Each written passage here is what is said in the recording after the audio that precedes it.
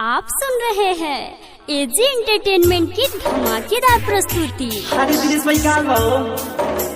अरे यार लोकत नहीं का बात बाटे। अरे तारा चेहरा पर हमेशा उदासी छल रहता।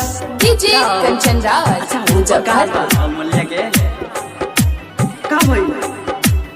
अरे मत पूछिया।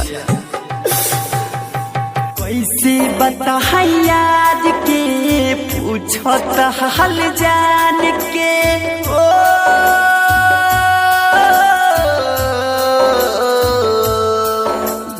कैसे बता याद के पूछत हाल जान के जिंदगी मोरा कर गई बेकार हो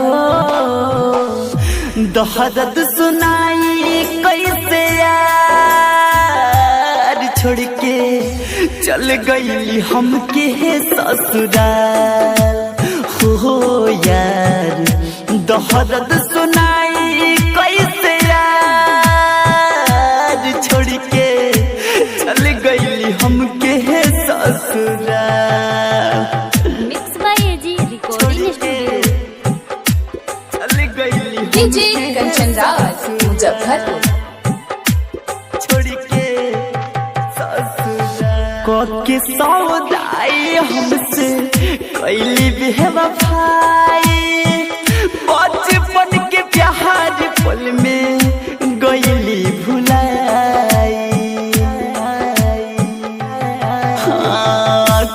के सौदाई हमसे कैली बेवफाई बचपन के प्यार पल में गईली भुलाई कौन भइल कसूर हो गईली हमसे दूर हो सपनों में मिल जाए एक बार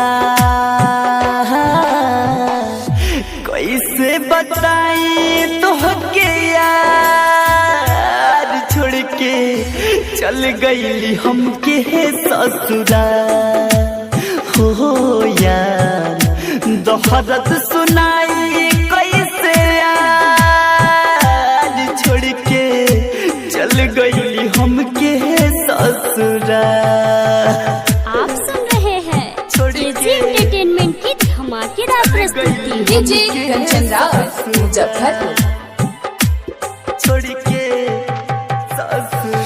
दिन सजो सीला के बिगड़ल नसीब रे जेकरा के चाहनी बरलस दिलवा में तीर रे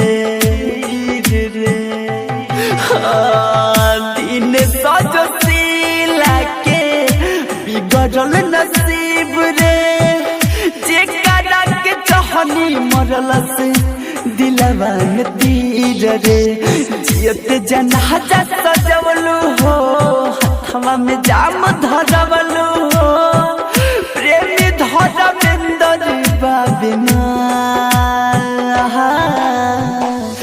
कैसे बताई तोहके यार छोड़ के चल गईली हमके ससुराल हो यार दर्द सुन